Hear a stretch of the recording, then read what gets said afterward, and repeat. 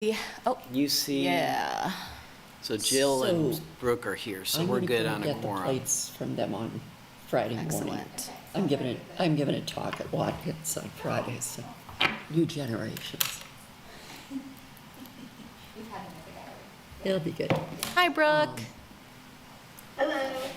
So do you want me to And come Jill is by in and here too. pick them up? I don't know when I finish. Hi, How Jill. about if I text you when I finish? Oh, And I think John's Okay. gonna be my chauffeur.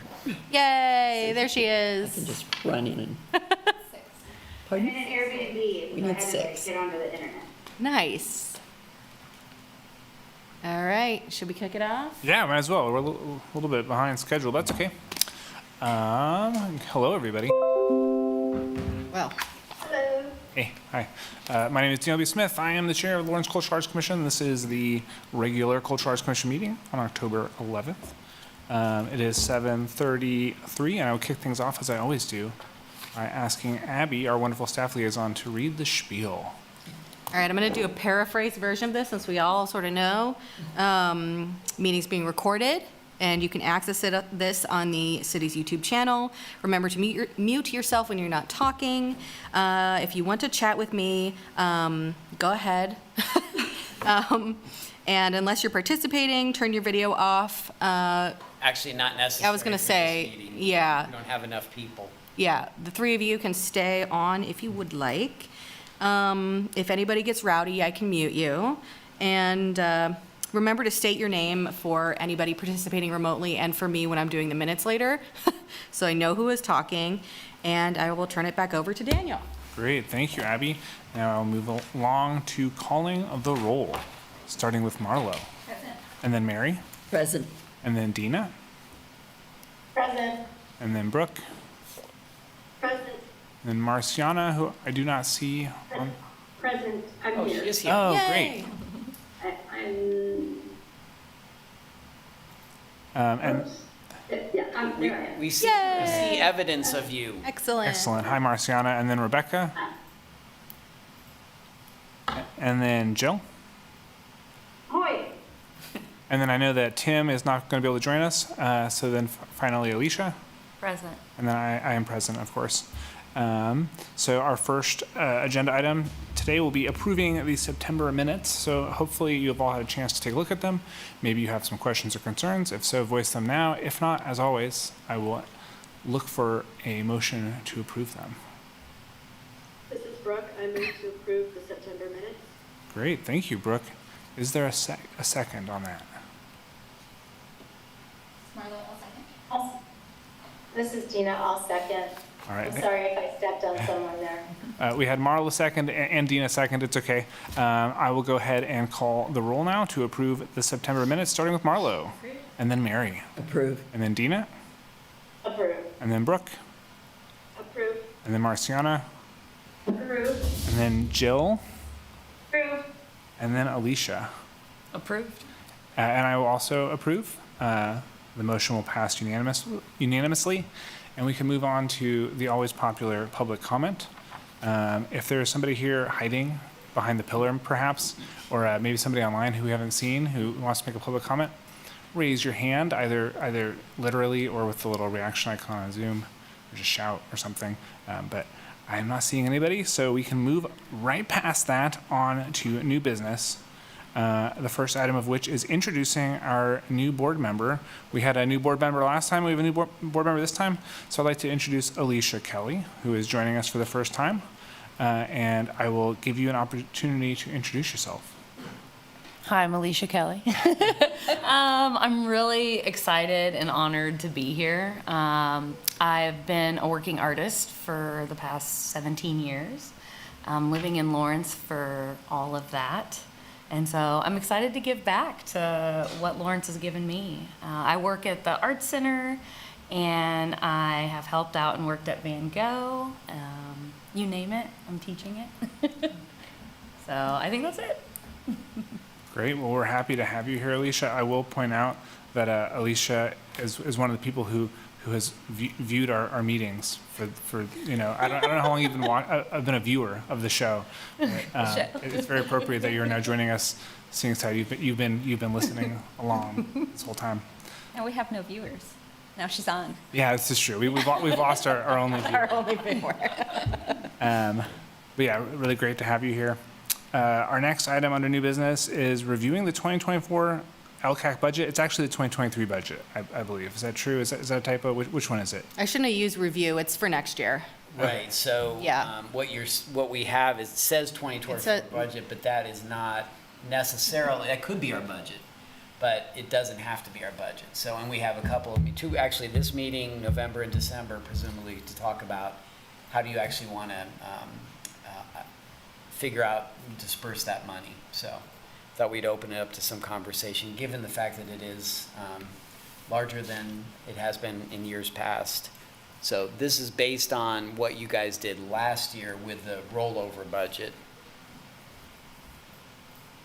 I'm always looking for a new way to share my screen so that this is less annoying, and I've not succeeded. Actually, if you go to the three dots on the right upper corner and do page view, usually you can do a full screen. I think you can actually grab This thing? I'm useless. I don't know. I don't know. Anyway, we can read Can it. we see this okay? Yeah. Okay, perfect. Yeah, the 23, I messed up in the agenda, and that is about it. This is for next year. As we had last year, we've got 20,000 for the outdoor downtown sculpture exhibition, the 70,000 for community arts grants, 6,000 for Phoenix Awards, and then a round 1,000 for miscellaneous. Reflecting the 2023, that should be 4, but this should be 2024. Last year, we had honorariums in the amount of $1,750 per 9 artists. We had labels and plaques coming to 500, brochures came to 2,000. The use of AutoCast came to 1,000, and then we had about $100 in miscellaneous and food and drink. And so we have a total that is under what we have allotted for this program. So just something to note as we plan for next year. Ultimately, we came pretty close. So Okay. That's not the that's not the actual final, but so we hit we were just short of 20 Okay, for that ultimately. and I will update this to reflect. Well, that's okay. I think just for this purpose Yeah. of this meeting, it just gives a sense of how that money is allocated. Community arts grants, Phoenix, and then I sort of broke out the miscellaneous to be anything else we might want throughout the year. So the first thing to talk about, I think, is the Phoenix Awards, because as you all know, typically we had $3,000. We went every other year selecting an artist and then doing the Phoenix Awards. So that would be something to decide now that you have doubled the budget that you've had historically. Do you want to, you could increase the amount paid to artists. You could do an annual Phoenix Award program. Up to you guys. Is that something we could evaluate after this year's Phoenix Awards, see how it goes? Yeah, I guess you could actually. Like, what's the timeline for any decisions on? Well, if we do the artist, if we stick to the every other year method, then next year would be artist selection and making the awards. It would be really wonderful to have more money to be able to provide to an artist and higher quality awards. Not that our awards are not high quality, but to be able to really let the artists have a little more freedom and a little more impetus. I'm maybe, always in to- favor of paying artists a fair and good wage for their commission, so.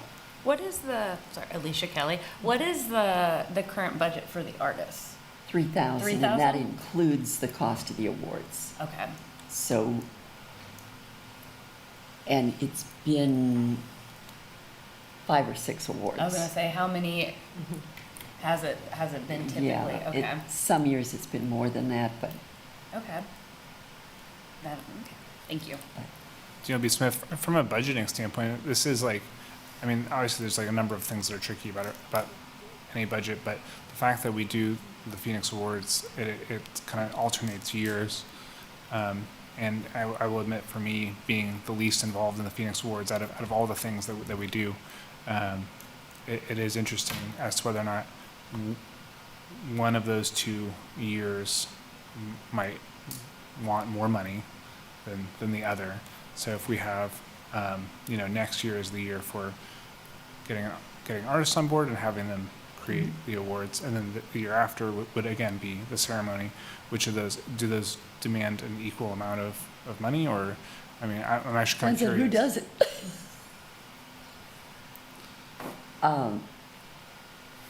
I would like, if we're going to weight it one way or the other, I think I would weight it toward giving more to the artist and the art pieces that will be awarded. I think that given the way we do the reception or the celebration or whatever, as long as we can continue to get some sponsorships, we're fine with 3,000. And I can say that because I don't have to do it the next time. And this year, Rebecca's students did the videos. Yes. So did we budget any honorarium for it? So that would be good to have an honorarium for that, because they were generous enough to do that this year, but I don't want to get in the habit true. of not paying someone That's to do true. that. This is Dina Amont. I'm just wondering if anyone knows, maybe off the top of your head, when the last time that honorarium to the artist was raised. Has it been a few years? COVID always, Not in my COVID, lifetime. COVID always adds a wrinkle to that, but basically when the decision was made, because it had been $3,000 a year for a long time, and that was, the decision to do alternate years was to save that $3,000 to give all that money to the artist. So we had that conversation. That's how we handled it. That was when they did the stained glass. Walton, I think that was the first year that they had the full $3,000 budget. Was it? I think. I Kim, may be Kim wrong. Webster. But that was that was 2004, 2000. We commissioned them in 2018, and the award program was in 2019. Yeah. So that's when we shifted to this methodology. So it's been $3,000 up until, now's the opportunity to double that, and hopefully maybe provide more for the artists and also attract more response to a request for Yes. request for qualifications. So this is Dina Amont again. I love the idea of changing it to every other year, but being that we haven't raised the honorarium and it's not really that high, being that the awards have to be created out of that amount of money, I would kind of lean towards keeping it on an every other year basis to keep that honorarium and even raise it if there's any way that we can. B. Smith, I was just going to say, it doesn't seem like anyone's jumping at the opportunity to suggest that we do it, both the award and the ceremony every year. So, I think, because looking at the budget right now, it's 6 is what, Yep. so we could potentially do 6,000 for the artist and then also $6,000 for the ceremony. Right. In my mind, I feel like there's a possibility that we could allocate more for the artist than for the ceremony and make those numbers not the same, but that also sounds very complicated. But that would be coming out of different years too. Yeah. Yeah, it would be like a multi-year budgeting thing. And numbers and money are not my forte. Well, and these funds don't carry over. So unless we make a budget, we have to make an argument why we want to carry them over.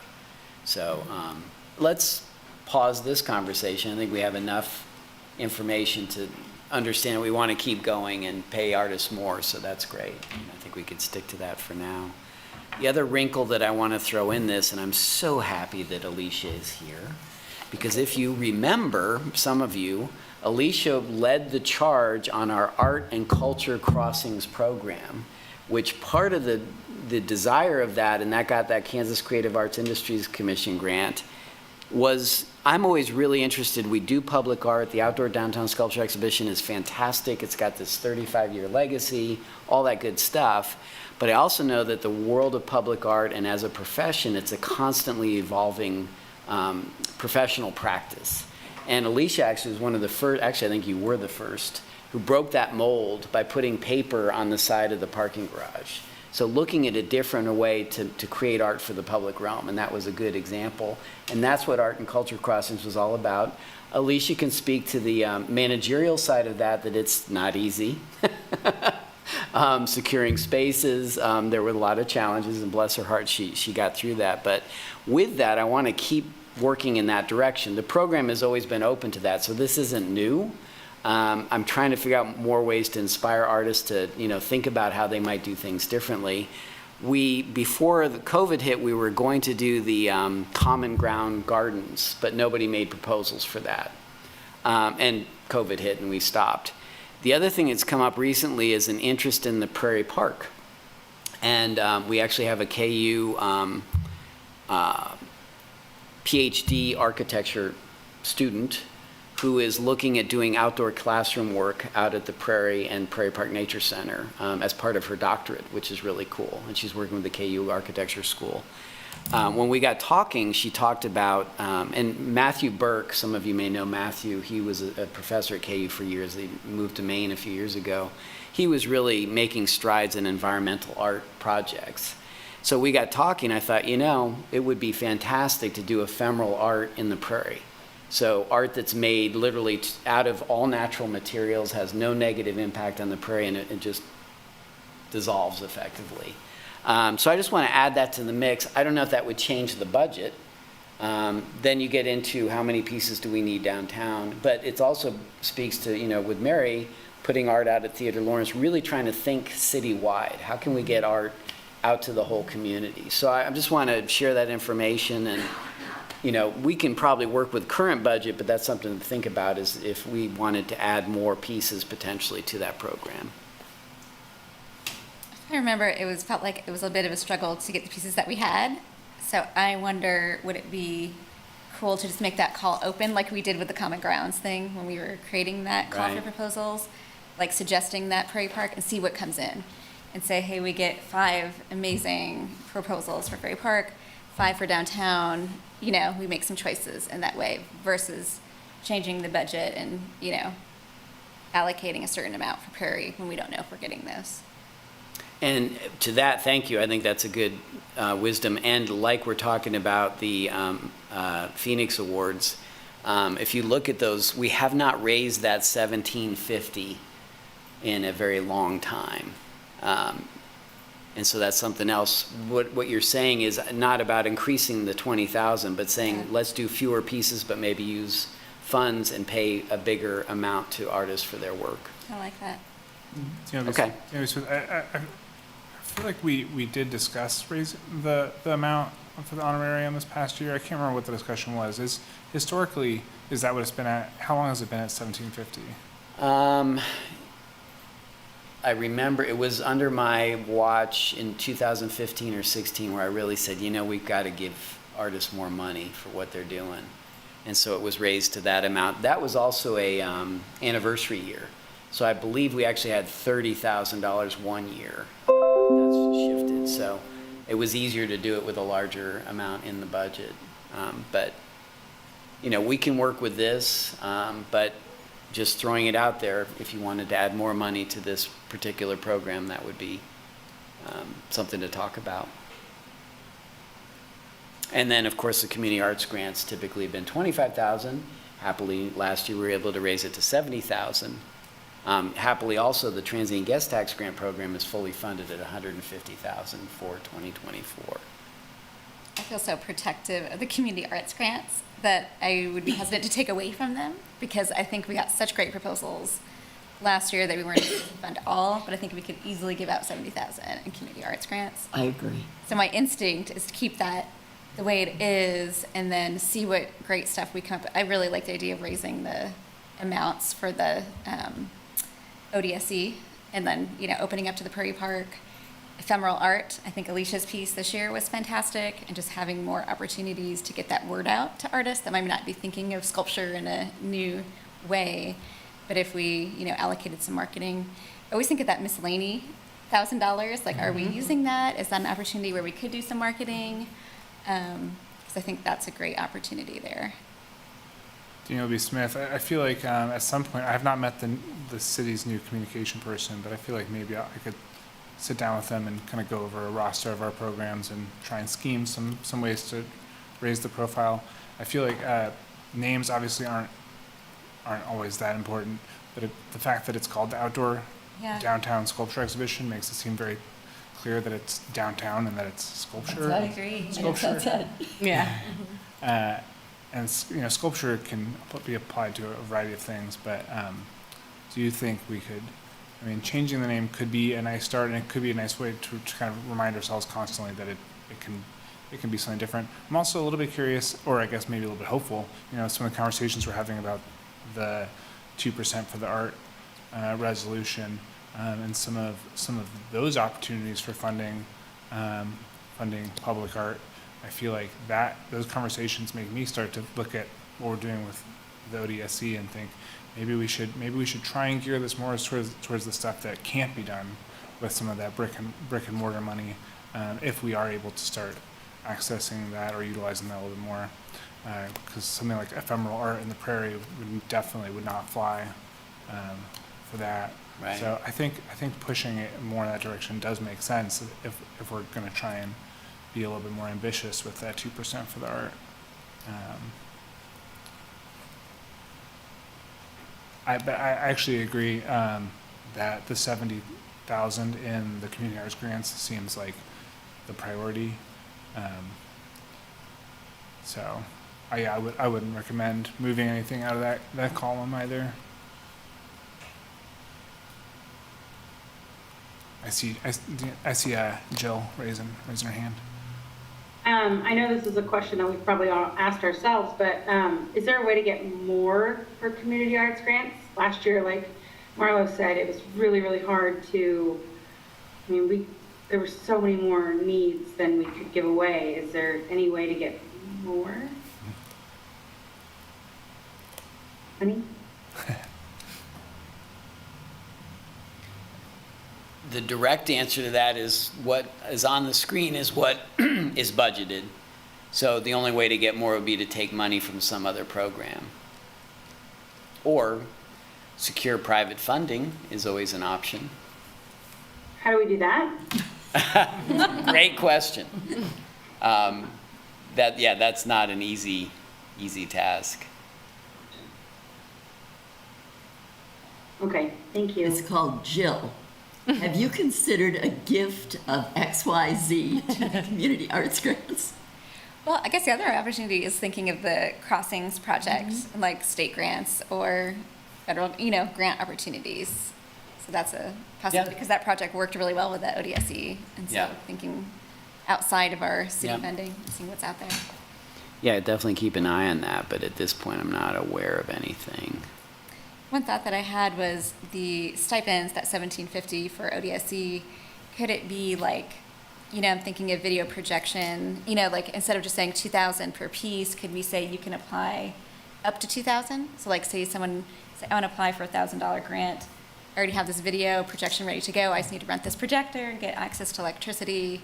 Could I apply for $1,000? Then maybe you get 2 projects that can go in for $1,000 instead of 1 for 2. And maybe there's more opportunity for ephemeral art.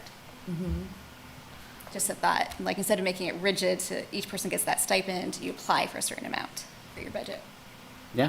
And then we can certainly do sometimes that. that makes it easier, like if I'm applying for a grant and I'm like, oh, if I committed a lower amount and I need less things, maybe I'm more competitive. And Yeah, we can change the language of that. See what happens, what people respond with. Back to Daniel's point about the title being the outdoor, downtown, outdoor, downtown, whichever it is. What kind of response would there be if we took downtown out of it? I honestly have been an advocate of changing the name. I recognize the legacy and the fantastic history, I really do, but I think to make it more intriguing to artists, Yeah. you know, that does. So I would, Art and Culture Crossings got branded, you know, Alicia did a great job with that. I mean, that was kind of where we were heading at the time. Granted, we were all in COVID and senile, I guess, to some degree, but so I think that's something worth entertaining. I would advocate for that personally. Yeah, I love getting the word sculpture out of there, because then that opens the door to other, video projection, performance art. Well, spoken word, I mean, Spoken word, it could yeah. be so many things. Music even, you know. But also by getting downtown out of it. If we Yeah. did Prairie Park Yeah. or had something out at the Arboretum or, On the you know, loop. Yeah. All these things There- come up all the time. there are lots of possibilities there, and I think we're maybe needlessly constraining ourselves.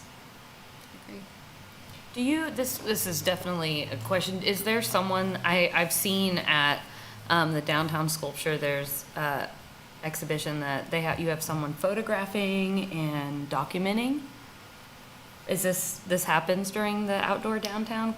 Yeah, what was the Well, photographer's name? so there's a new, relatively new staff person who this year, when we did the tour, he came with us and took photos, and he didn't do video work, but he. I just wondered, especially for art that's not going to stay there, that is just there for the time being, that maybe having a lot more marketing videos or something that you can get it out there, especially if it's only there for a short amount of time. That would be a suggestion. Oh, yeah. I would say that, I totally agree.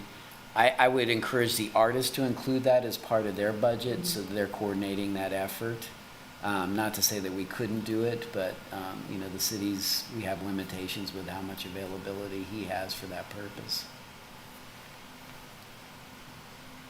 But you're getting to the point that I'm thinking is that these programs are great and people enjoy them from the viewership perspective. I've always been an advocate of these are great programs for people to, build their professional development Sure. and potentially be more competitive for even larger public art projects across the world, potentially, and at least nationally. So that's the kind of thing of, I don't want an artist just to produce an object as much as what's your overall desire and project, and how are you going to do that?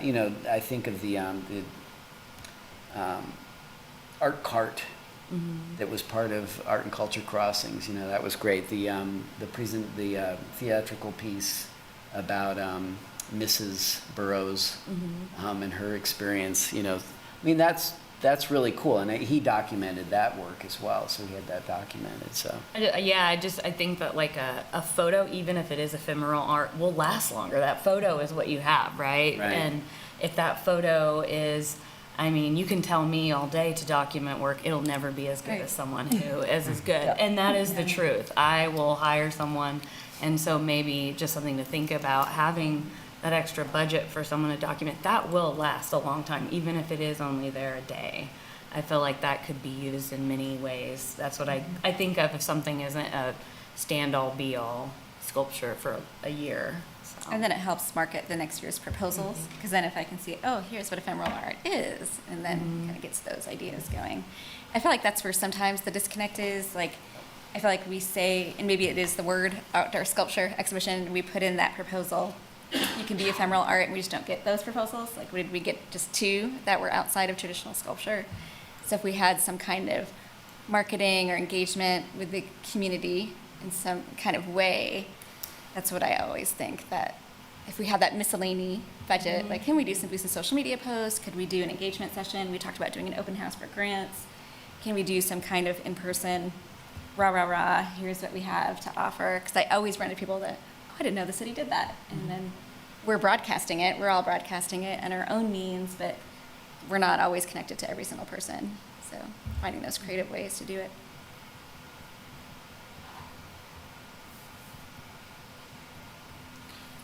DLB Smith, so if nobody wants to come up with a brilliant new name for the outdoor sculpture exhibition right now, it's okay. I think that's something that we can continue to brainstorm and Yeah. jot down ideas on napkins and Post-it notes. Does anybody else have any overarching questions or concerns about the budget in its totality that we're looking at?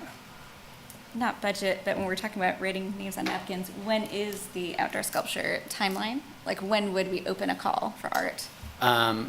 Basically any time. I wanted to kind of get this resolved to some degree so we know what we're doing and how many artists, not that we have to have that information up front. And also just to make sure, to your point, it doesn't sound like we're changing the program. We're just trying to emphasize the fact that this doesn't have to be sort of traditional object sculpture type approach.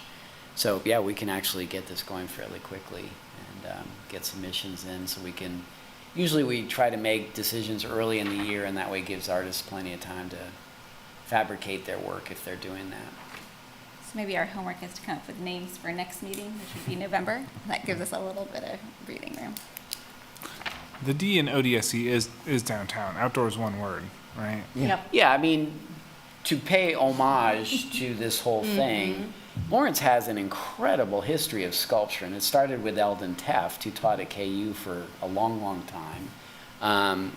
And he was really instrumental in bringing sculpture to a national audience. I mean, he's the reason there's you guys may not know it, a very well-known sculpture magazine that grew out of Lawrence, ironically. The International Sculpture Center is started in Lawrence. So, and as a sculptor myself, I really have great respect for that. And then, oh gosh, and now his name is escaping me.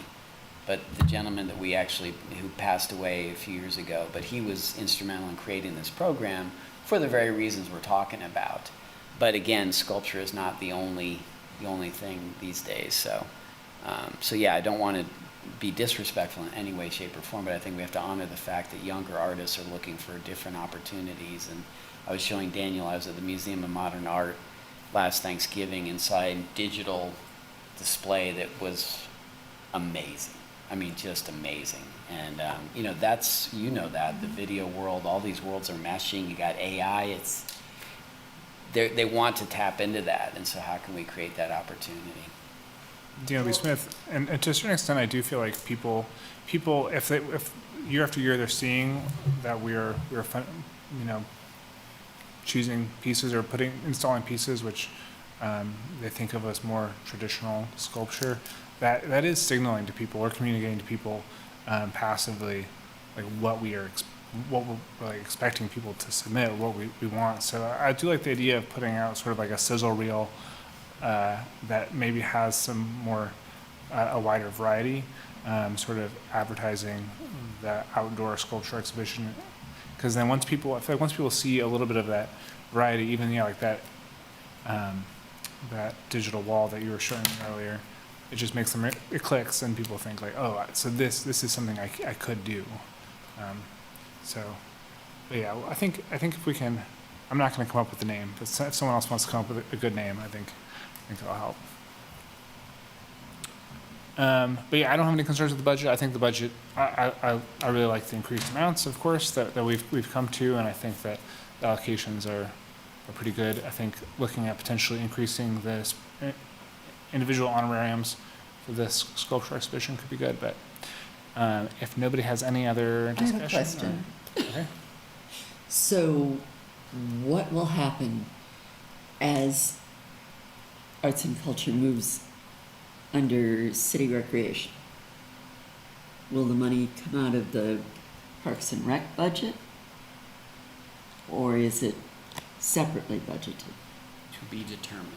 And that will be determined for not this budget cycle, but the 25 budget cycle? Yeah, assuming everything, that should be how it plays out. It Because depends on how An long. enormous ask. Point.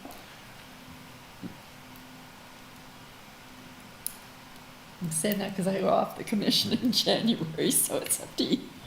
DLB Smith, well, if you want to like to come and make public comment to that effect after you've departed, that would be Oh, I think I'll have had enough of great. it.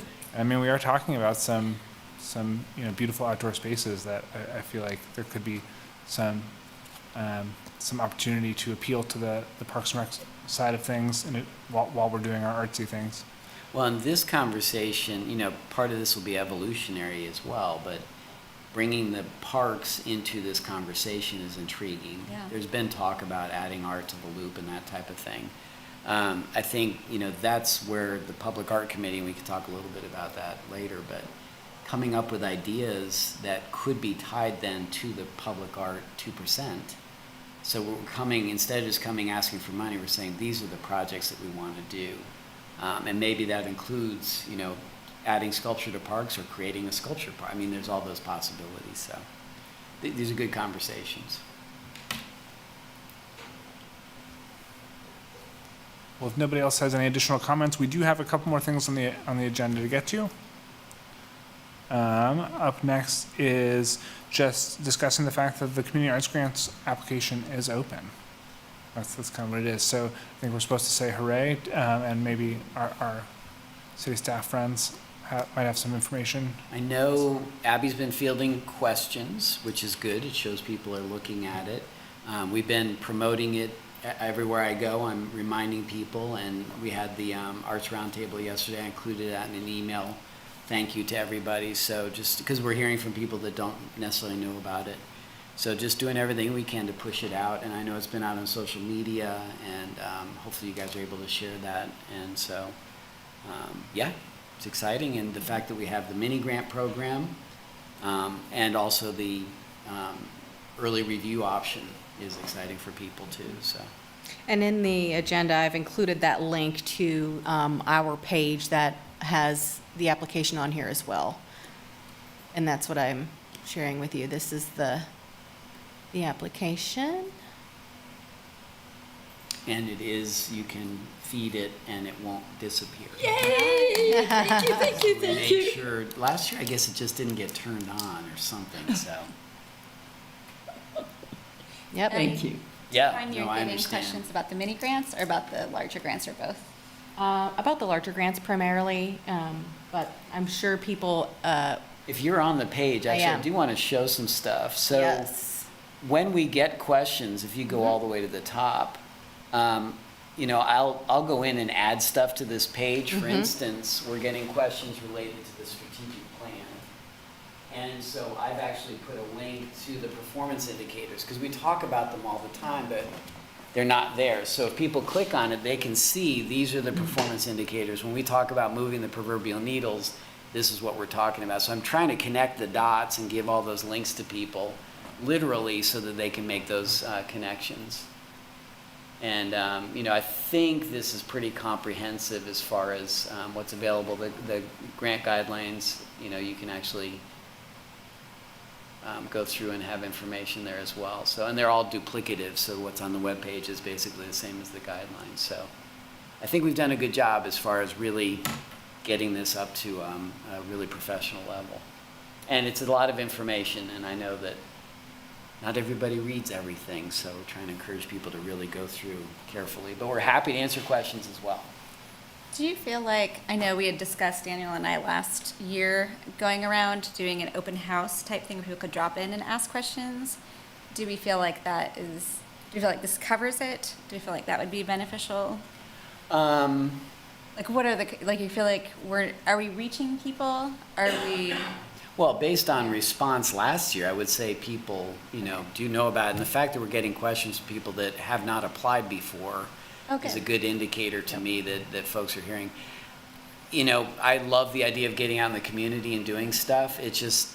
Are they going to show up?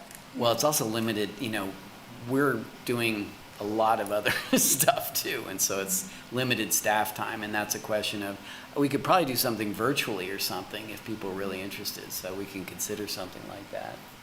I'm curious what other commissioners think of that. Because I know we threw that around last year.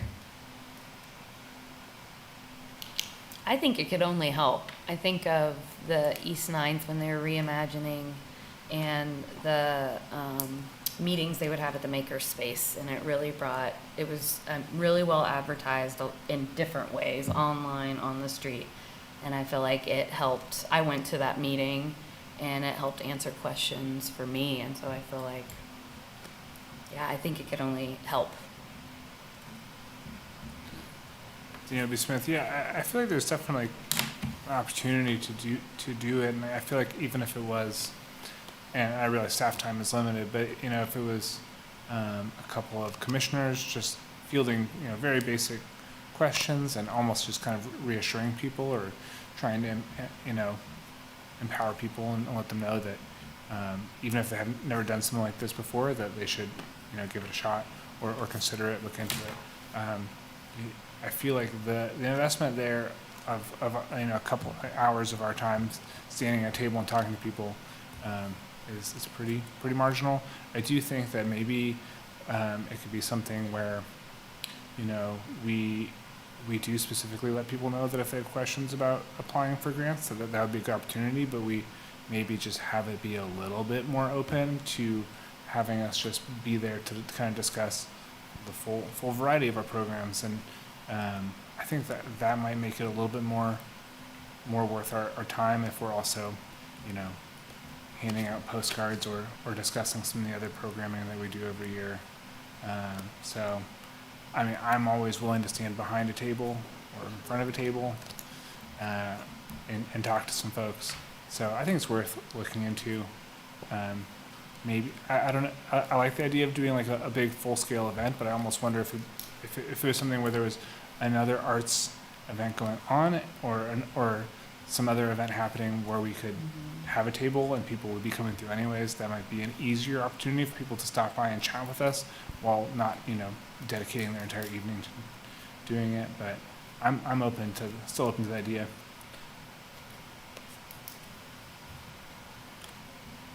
This is Dina Amont. I love that idea. I think that would be terrific. It's not my particular area of expertise, but like Daniel, I would be happy to be at a table and help promote people to apply, and the technical parts I'd probably have to be a little bit more briefed on, but just trying to promote the events and the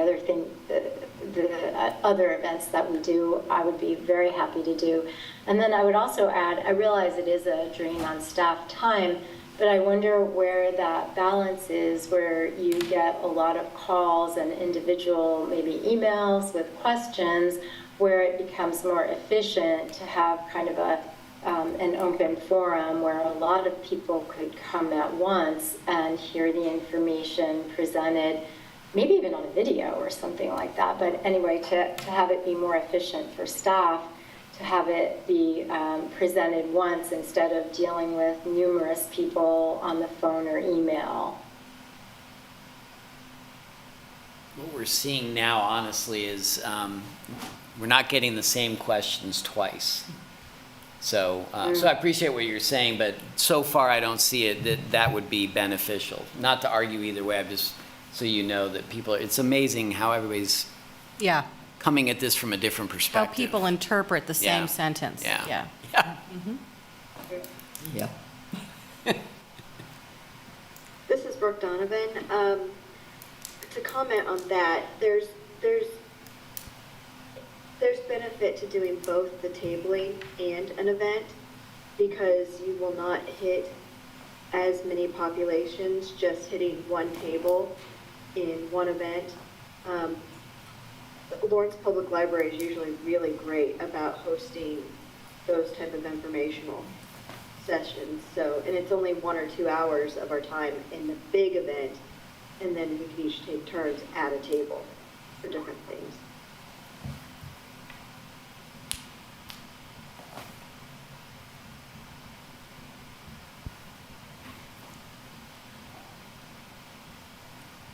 Daniel B. Smith, well, it seems like there is definitely some willingness to at least give it a shot, doing a little bit of tabling, maybe a little bit of multi-purpose, sort of talking about all the stuff that the LCAC does.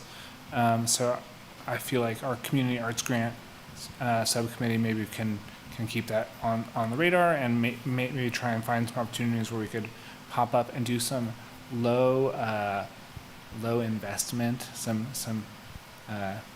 pretty straightforward opportunities to engage with people. I don't know if we need to nail any of those specifics down now, but I think that at the next subcommittee meeting, maybe we could try and get some specific plans put together. Out of curiosity, I'm intrigued by this. In part two, because I'm attending these meetings related to the comp plan, I'm hearing people complaining they don't know That's what I was what thinking the art about. commission does. Yeah. So, so not necessarily, I mean, obviously you'd focus on the community arts grants currently, because that's what's happening. But I'm intrigued, like a quarterly, you know, commission meeting where you guys, any number of you could go and be at the library or something along those lines, and just share information about what the Cultural Arts Commission does. Yeah. And dispel some unique myths that I'm hearing. So that, I think that's really interesting, and if we got it on the quarterly schedule, with that. What are you hearing? Some interesting things. You know, with that, what timing is that, you know, are you guys better, like, what timing works best for people on that kind of front? Is that What something about to do doing it? something in conjunction with Final Friday? Yeah. Maybe just set up a table at the Arts Center. Yeah. I think that'd be fantastic.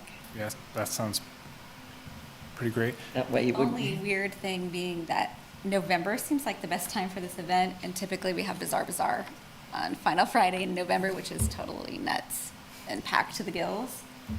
So I wonder, I'm just trying to think of someone applying for this grant, which is Right. due December 18th. I guess it's earlier if they want the soft deadline to get feedback Right. on, and those are the people we're trying to help, probably.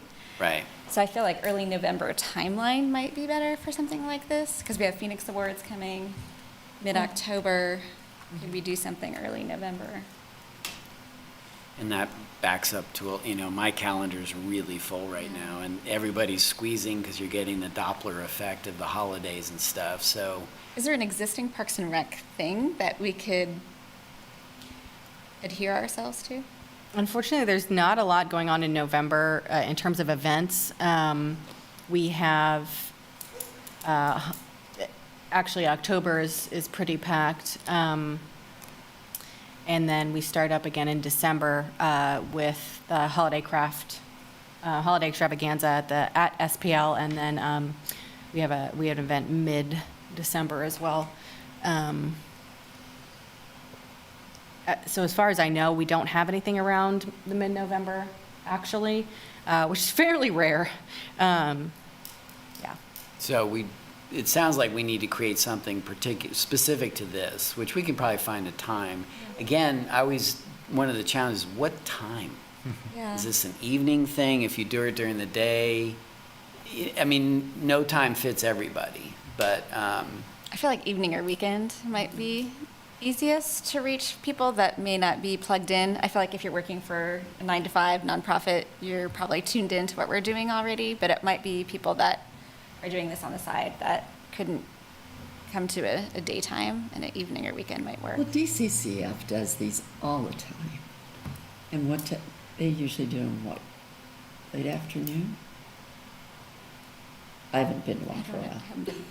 all right, well, let me look at the calendar But and it's, maybe we I can mean, come they up with a just date. do it at the library and do Right. do a presentation and question answer session. It's Yeah. pretty straightforward. It's not that big a deal. Yeah. Okay, I actually, just- that's. You know, if you keep putting it off, nobody's. I just want people to come. Like, I Yeah. feel like if we do something that's already a little bit trafficked, I've been to the library sometimes when no one is there, like if we're hidden in a room. If there's money involved, there's always somebody there. True.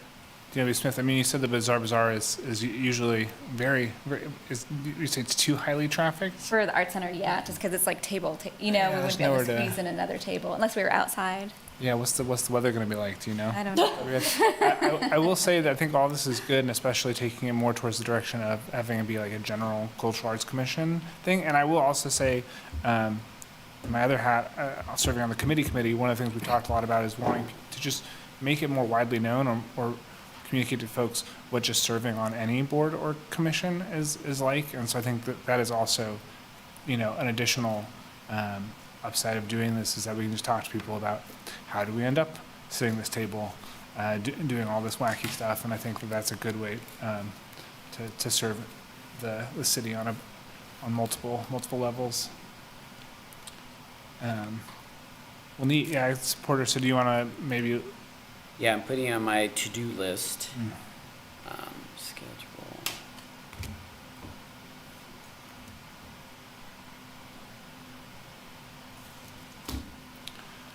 Okay. And, I mean, you know, it just clicked.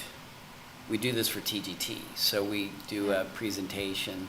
It's usually not very well, you know, it's only a handful of people are just new to this and they come and listen. We record it since we do it on Zoom, and then we put that on the website. So that helps too, because people can't always get to the event, but then they can listen to the presentation, so. Great. Well, in the interest of time, we do have one last thing we actually have to get to under new business, which is talking about the January retreat and trying to set a date for that event. So, of course, if anybody has anything else they want to say about the community arts grants applications being open, go ahead. But I think we can move on to trying to pull out our cell phones and try and find a date that works for everybody.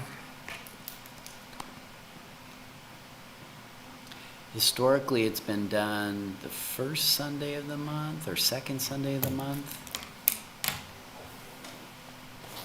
So the first Sunday would be the 7th, and the second would be the 14th.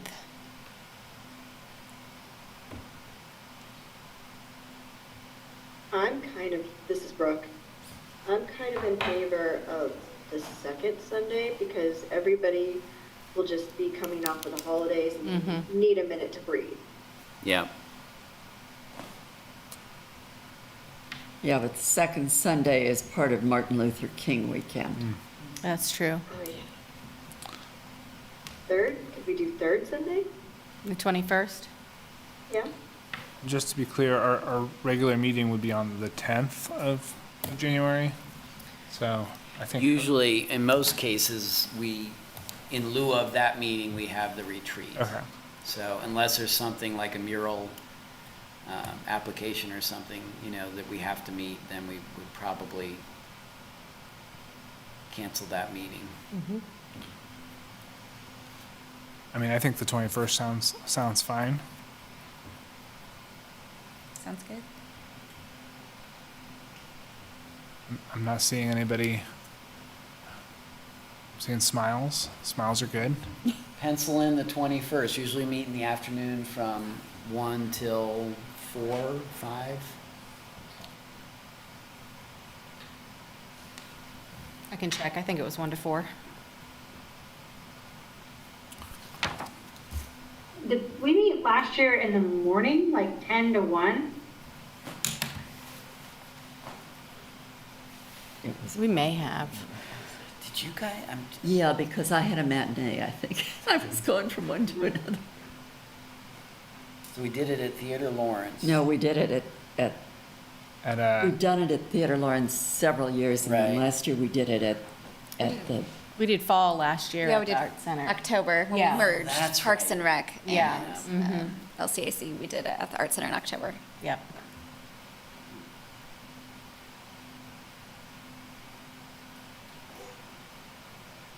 And I don't have the Art Center calendar on my phone, but I can check on it. So the January retreat this last year was here, in this very room. Actually, we could Which do it I'm at not Parks and opposed to. Rec. That would be easier for us too. Well, I guess, yeah, I mean, if we don't have to do it in the afternoon, if people prefer the morning. I know early Sundays are sometimes tricky with church schedules and things, but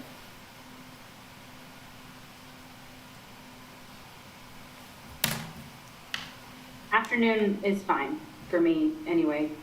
So everybody? DB Smith, yeah, I think afternoon's fine for me.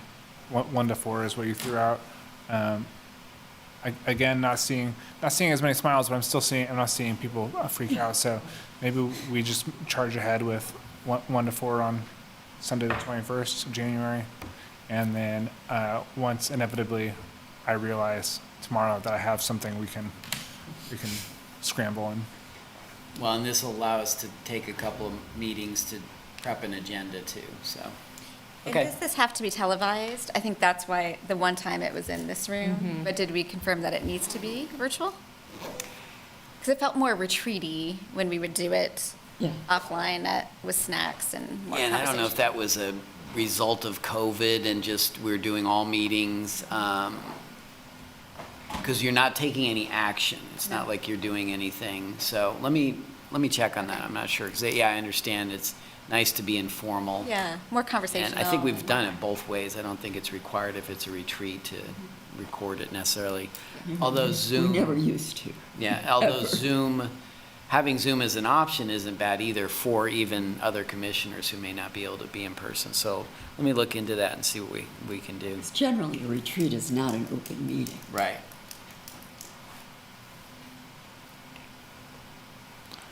Okay, All right, well, if nobody else has anything else they want to discuss for the retreat, we can move on to old business, where we have a couple of updates. First of which is the Phoenix Awards update. Obviously, the Phoenix Awards is this Sunday evening, so we might have some last minute stuff. I have questions. Thank you all for everything you're doing. I really appreciate it. And I did get a bunch of questions answered before we got started. Who will be accepting the award for the Indigenous Culture Center? there will be representatives there, so. That's not what I said. I said, who? It's been challenging to communicate with that group. So I do know, I talked to somebody who's part of that team and who's one of the artists who will, several people will be there. I've worked hard to make sure they know about it. Yeah, and I know Rebecca has too. So yeah, I don't have a direct answer for you, but I know there will be representatives there. So I think it just call them up, and I don't know what else to do. Okay. Debbie Smith, are you concerned with simply knowing the name of who to call? Well, making sure there's somebody there to begin with, so we don't say, and the award goes to. Where are you? So it sounds like there will be. I know that, yeah, we've had response from folks who represent that team. I can text my friends who are with the ICC and let them. That would be, let it, if somebody could directly communicate and ask these questions directly, it's just been a little bit hard to communicate with them. I'll shoot them a line, let them know I'm excited to see them on Sunday. Yep. Yeah, just say, hey, we really want somebody there to receive the award. And they can actually offer, brief remarks if they want. We're giving that option to, not just real quick. No, we did say that to the artists, if they want to say something just briefly Okay. about what they're doing. Okay, that was my other question, if we were going to make that option available. Yeah, that option is available if they want to speak. Most, I Okay. think, don't want Most, to, so. most will run Yeah, screaming in that's the opposite fine. direction.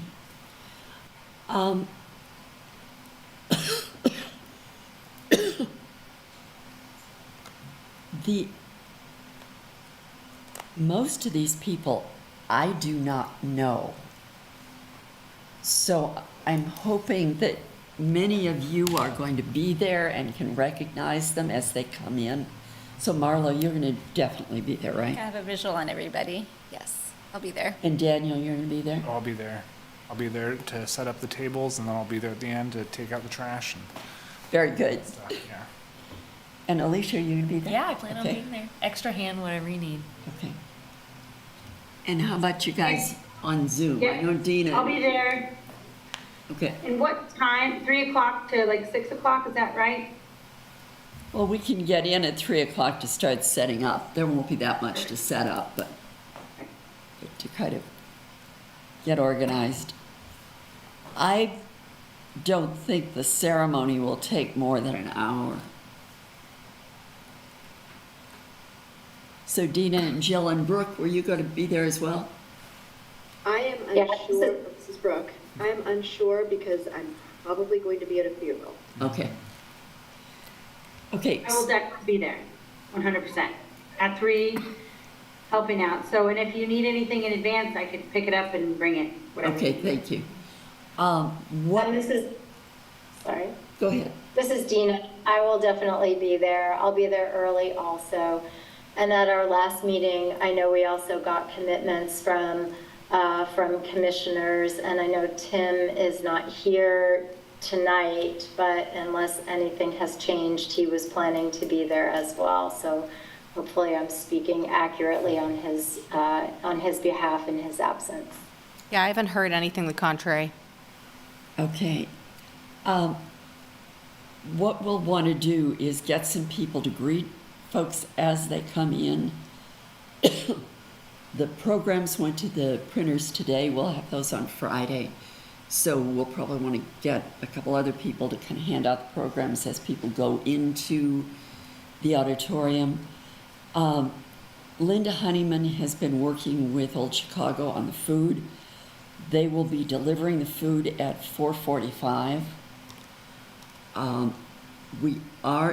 They're supposed to have the food all trayed. So we're going to have a couple high tops that we can put things on.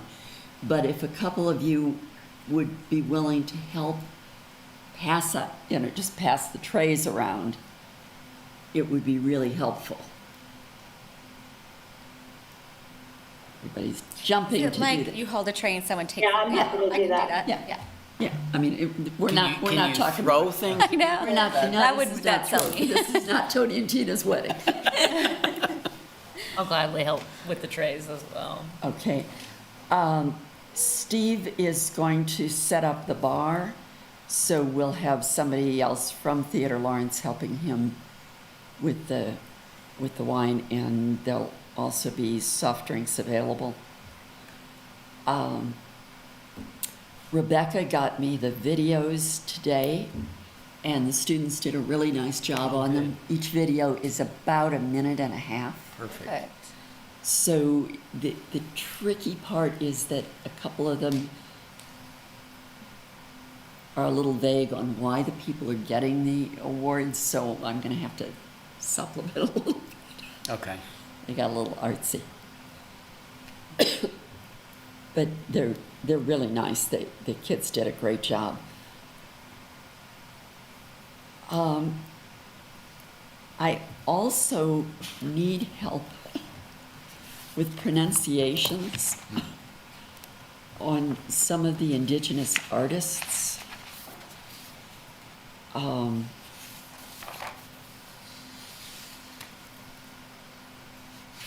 Do any of you know these people? It's like Hanuk Ghani, Tokia. She emailed me today, so she's coming. Well, how do you pronounce her name though? I don't know, but Tokia Wakiyu? Wasiyu?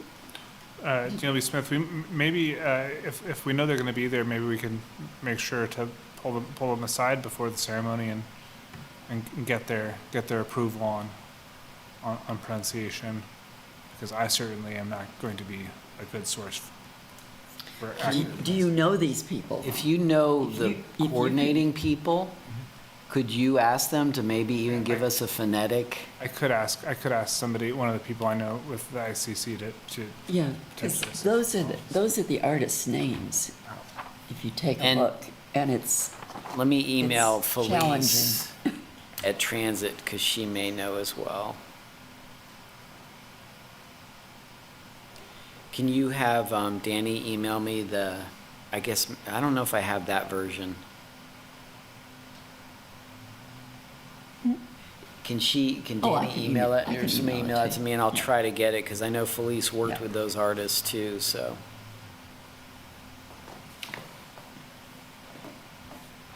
Yeah, Felice is the one who nominated. yeah.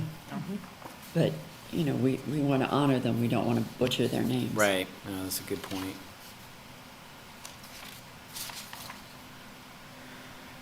This is Dina. Mary, can you help me with the time again? You said the food was going to be delivered what time? 4:45.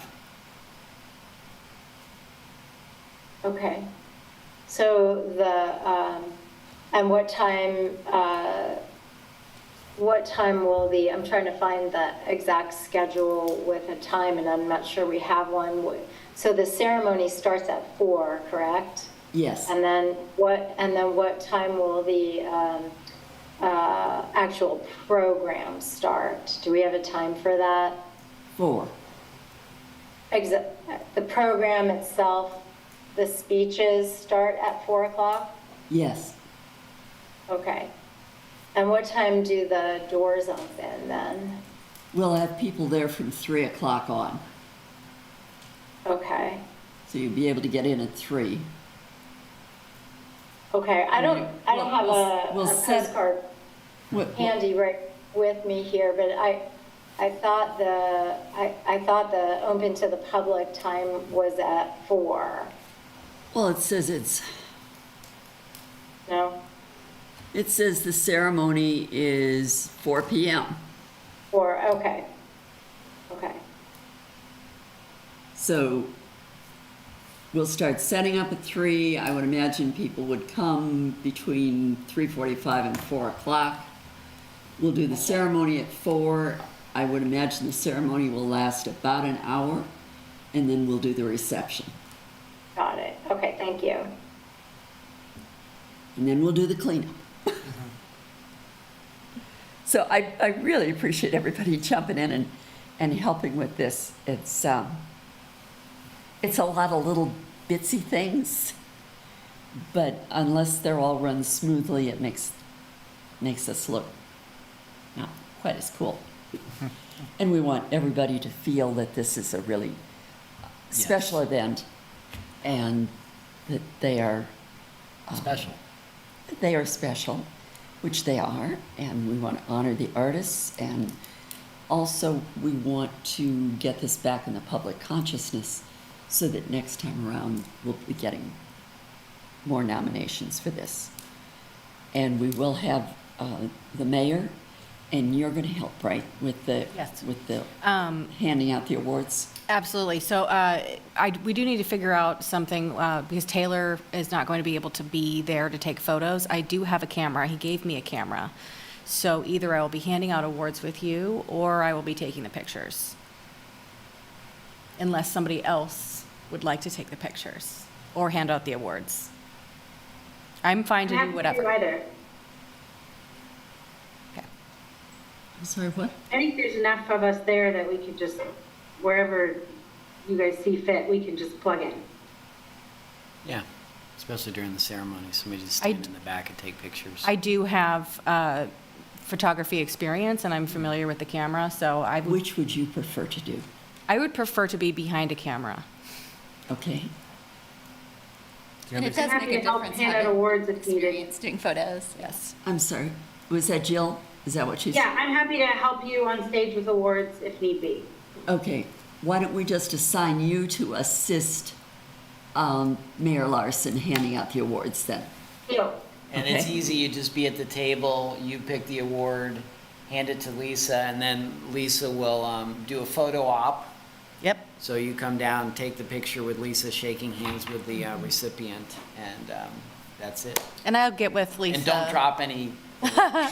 Yeah, I'll get with her before the ceremony and figure out where we're going to stand and make sure that's all seamless. Yeah, we'll see. It depends on what's on stage. Yeah. Yeah, we'll work it out. That's what we'll work out at 3 o'clock. Yes. Excuse me, I have a cough tonight. Are the awards assigned to particular people? So They're just every six- award is unique, although they're all very similar. The faces are very similar, but the materials are all different. Okay. So I think it's really just line them up and give them in order is, that'll work best. If somebody really likes an award and they want to negotiate after the event, that's up Quite to elegant. them. It's like, hey, I really like your green award, would you be willing to swap me? No, I think, they really were made with a lot of love, and so I think you can't go wrong. They're beautiful, they're really great. Yep. Okay, and Dina, I know you know Tony. You know Tony, right? Yes, I do. Okay, can you kind of look out for her Absolutely. as people come in and welcome her Yes. especially, and make sure I know who she is? Yes, of course. I'd be happy to do that. Okay, And kind of the same way with the other awardees, if we can just kind of make sure that they're there. Yeah.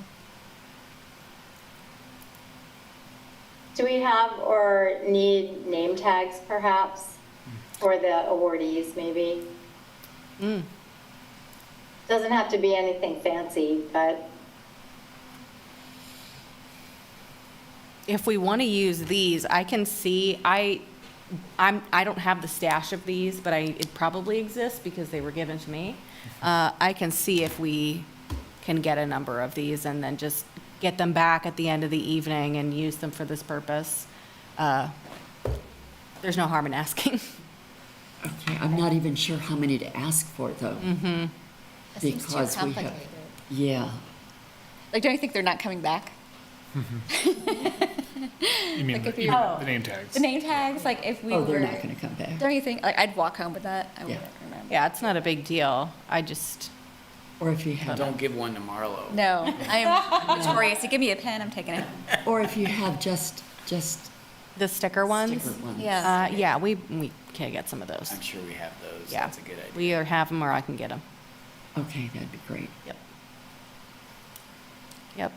And then do we want everybody to have a name tag or just the people getting the awards? I think if you have your name tag that I distributed Oh, last yeah. year, and Brooke, I have one for you.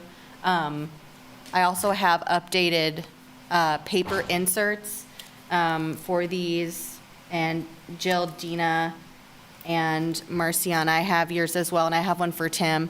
So I'll have them with me when I'm there, and we can touch base, and I can make sure you guys have them. great, thank you. Yeah. I think I still have one from last year. Yeah, yep, I would have given these out last year. And if anybody doesn't have theirs, let me know and I can try to track down another one for you. Okay, I'll be sure to wear mine just unless they just fly.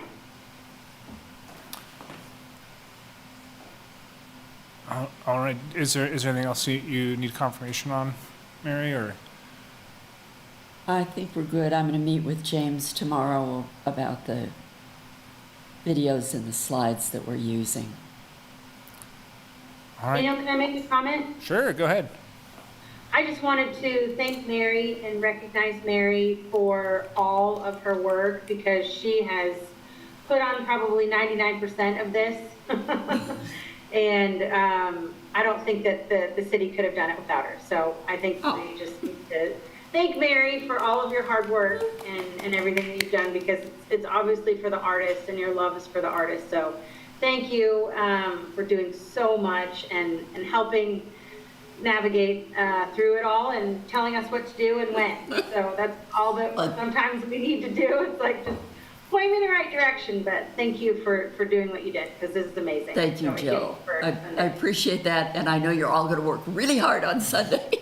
100%. Thank you. Well, great. Well, I'm certainly looking forward to it. I think it's going to be really great. I think all of the pieces have come together.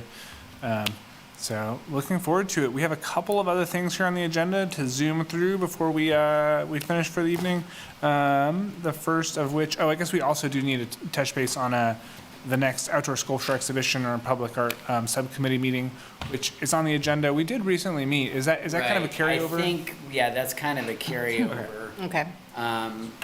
We met We just thought we would need to, but I think we can meet again. And we resolved sort of the outdoor downtown sculpture exhibition as far as getting the word out. So we can kind of bump over that and keep going. Yeah, so unless anybody has anything they want to say about that, feel free to interject. But if not, we can move on to my favorite section, which is miscellany. The first item there is any updates regarding the recommendations regarding boards and commissions committee, also known as the committee that I've been serving on for the past 10 years, it feels like. Committee it was supposed to have its final meeting last month. I think it was actually the exact same time as our regular meeting. That's right, 'cause you ran over here. Yeah. And so I wasn't able to attend it.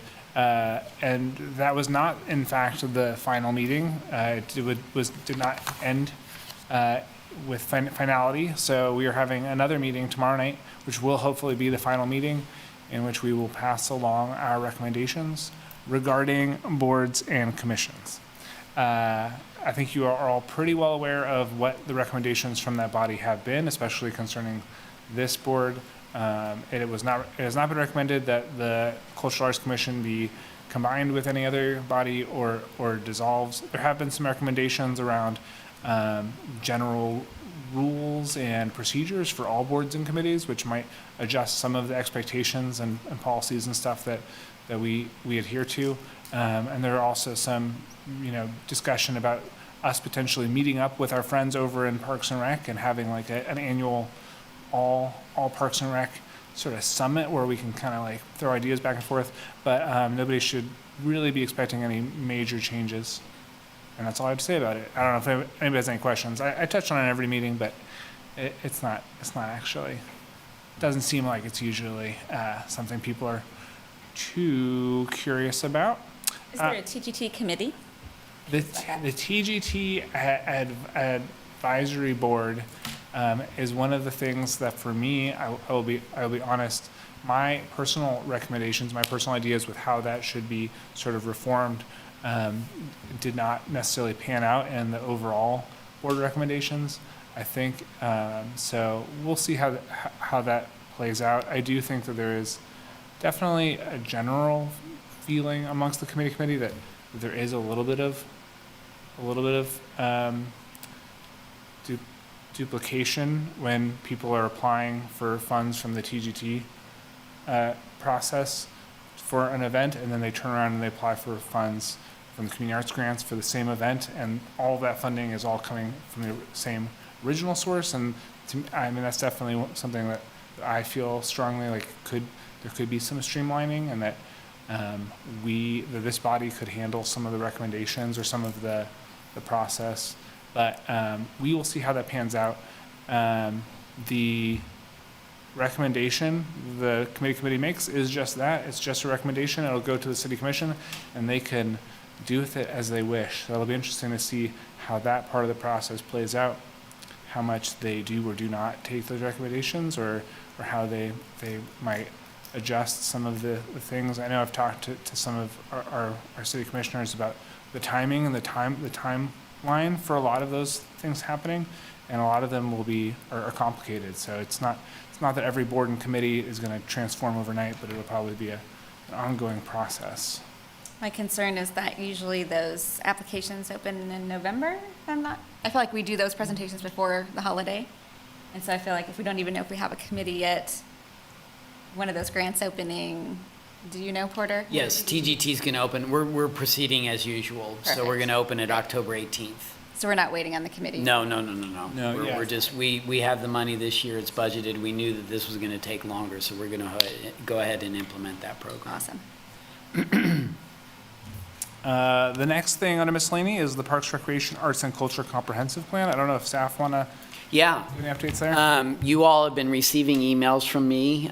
We actually had the Arts Roundtable yesterday, and Amanda Golden came in virtually and asked questions and got feedback. There are 4 more arts and culture sessions, which are on this poster. Am I looking the right way? Which we have here and has been sent virtually. I'm happy to share these. It's also, these are on the community engagement page for this as well. So Amanda's broken it into general arts and culture on October 18th, festivals and events on October 12th, visual art on October 13th, and performing arts on October 17th. These are all virtual. You do have to sign up to get the link to attend these meetings. So hoping people do that. And very, very important also. So if we're sharing this with people, it says here, click to sign up. Right. I've sent the digital version of this. So if you don't have it, let me know. And again, it's on the community engagement page. I don't think I have it. Okay, I'll send it out again. I Yeah. appreciate that, thank you. Yeah, no problem. And then the Confluence team, this is the general overarching comprehensive plan. They're going to hold a public open house meeting from 5:30 to 8 p.m. on Wednesday, October 5th at Flory Meeting Hall, Douglas County Fairgrounds. You guys want to see this one? So if anybody has any interest, that's going to include arts and culture. And Amanda can't attend that meeting, but her 2 staff people will be there. They're going to table, they're going to have information about what they've discerned so far and do kind of a dot range. So they get an idea of what, here's the wealth of information we've received. Where do we want to start narrowing our focus and distilling things down? So there will be arts and culture there, but also Parks and Rec, which is also important. So we want to make sure people know about that as well. So this is the strategic one, right? Right. They're both part of the comp plan. The one is focused on arts and culture. This is going to be the entire comprehensive plan. Right. Well, I'm just trying to figure out what. We were time talking to about be there. open house. It's an open house, so you can Yeah. come and go. But then I got a thing from Keith. Keith? Oh, steering committee? Yeah. Well, I don't know when that's It's all going to be. messed- One said 5, one said 5:30, one said 6:30. Okay. Yeah, the steering committee, I don't know when they're scheduling with you all, so you may not be able to attend this, but please spread the word. Would it be possible for us to do our community arts grant open house or tabling at this? Like, could we have an LCAC table, or is that too complex? That's not Okay. appropriate, Okay. since it's for the comp plan. Okay. So yeah, I don't want to, Muddy the waters. yeah. Good thought, but yeah, not the best situation. So that's happening. I will send another email tomorrow, so you guys have all this information. Please encourage people to come to all these things. I think it's a great opportunity for people to participate, and I really appreciate all the feedback we've gotten so far. And so many people have talked to Amanda, and I really appreciate that too. All right, great. Thank you, Porter. Are there any other questions about the Parks, Recreation, Arts, and Culture Comprehensive Plan? If not, I will move on to the last item, which is sharing of community events, which is where we discuss events we have been to or are going to, just to raise awareness amongst the group. And I will begin simply by saying that I went to the mural unveiling for the Merck's new beautiful fair trade mural. It is truly excellent, and the event was nice. It was a little bit cold. They had hot coffee and a live DJ. Good friend of mine was there. So yeah, it was great. I don't know if anybody else has had a chance to swing by and see it after its completion, but it really is pretty fantastic. Piggybacking off that, I went to the La Estrella mural opening. Beautiful. And so that family was so kind and opened up for meals for everybody who came to the unveiling. And it was wonderful. The mural is beautiful. If you haven't seen it, check it out. But Connie did a great job, and those 2 artists, fantastic.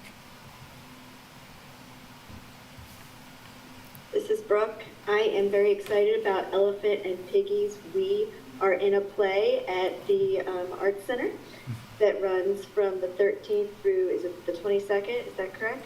Yeah, I think it's 2 weekends, yep. Yes, 2 weekends. So I'm very excited. It's a family thing based upon Mo Williams. So, Cool. Yeah. The other end of the spectrum, Rocky Horror opens this week.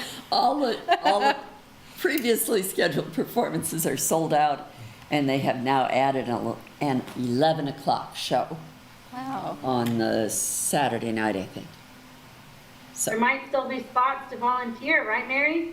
there could be. I'm excited for the last week of October is Print Week.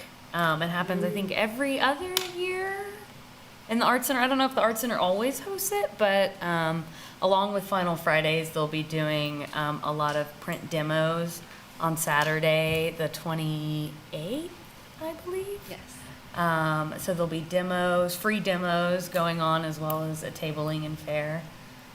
A lot of printmakers. I know a few that were old artists in residence or had been an artist in residence at the Art Center are coming back and doing a few things. So I'm excited Cool. about that. This past weekend, I went to First Fridays in Kansas City, and they have the coolest program. And now I'm blanking on what it's called, but it was kind of off the beaten path of the crossroads.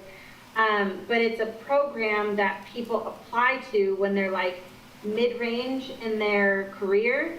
And Alicia Kelly, maybe you know what it is, but they basically have a patron that is assigned to them each individual artist, and then they get that space for 3 years to do their works, and then they have to put out so many pieces, to show and for their patron and things like that.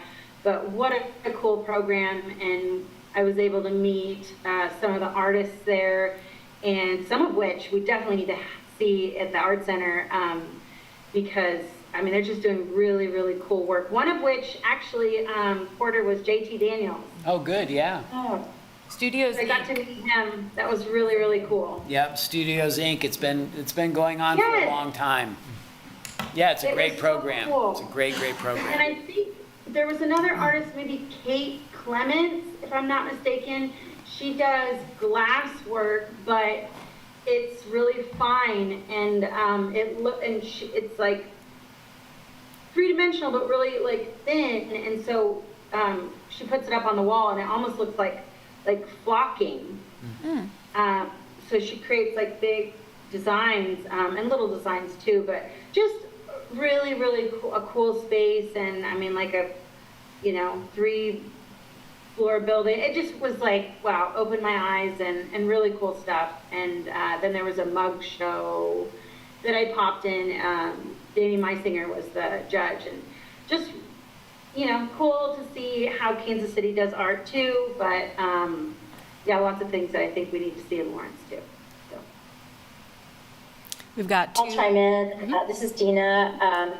This past weekend, I was in Emporia for the Kansas Art Education Association annual conference, and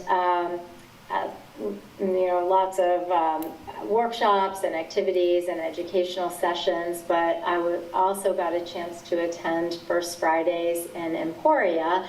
I was with Jessica Connor, who was a former artist in residence at the Lawrence Art Center, and we happened to run into another former artist in residence at the Lawrence Art Center, ceramics artist in residence, Jen Holt, who's now a professor of ceramics at Emporia State. She just started there this past year, so a few Lawrence connections there. And they had a really fun First Fridays going on there in Emporia. Oh, cool. We've got 2 Parks and Rec art-related events this weekend. The 50th annual Halloween Paint-In is this Saturday, and I know we have over 10 artists, and this is just community. Anyone can sign up. We've had families do a window together. It's painting of downtown windows. Businesses can sign up and say, hey, we'd love to have a painting. And also individuals sign up as well. And I know it's over 10. 10 was where it was a few days ago, and I know it's over that. And it's in conjunction with the Lawrence Optimist Club. And so we provide the supplies, and they have to submit a sketch of the design beforehand, just to make sure everything is good. Yeah, if you're out on downtown Mass, you'll see some people doing some art on windows this Saturday. And then on Sunday is the Autumn Handcraft Harvest Festival, which is an arts and crafts festival. We've got 81 vendors and some food vendors too. Public Health has their mobile unit. Will be coming out and offering some vaccinations as well. And we've got a variety of really cool stuff. We've got some vendors who are doing 3D printing, lots of crochet. I'm really excited about people who make soap and spa products. There's also going to be a lot of art, a lot of cards, a lot of wreaths, people who really put a lot of heart and soul into their work, and giving them an opportunity to make some money around the holidays. So we'll be in South Park from 10 a.m. to 4 p.m., and I'll be leaving a little bit early to get to Theater Lawrence. My team will be out there hanging out, so come see us. Lots going on. All right, great. Well, I'm glad to hear everyone's has been engaging so much in the arts. Nice to hear about the stuff people have been doing. A little bit jealous I wasn't able to go to all those things. But unless anybody else has any final notes, this meeting ended up being longer than I expected. So unless people want to just hang out here all night, as always, I will look for that precious motion to adjourn. So moved. Thank you, Mary. And can I get a second? Second. This is Thank- Brooke, I second. Thank you, Brooke and Marlo. There's no roll call vote on that one, so that's it. I will see you all this Sunday, either in South Park at the Autumn Handcraft Harvest Festival or at the Phoenix Awards. And then I will just say that our November meeting is going to be November 8th. So just for your calendars. Nice seeing you all. Thanks, everybody. Thank you, Kurt, as always, doing all the audio stuff. And our staff liaison and Porter, thanks for all your work. Happy to help. Thank you.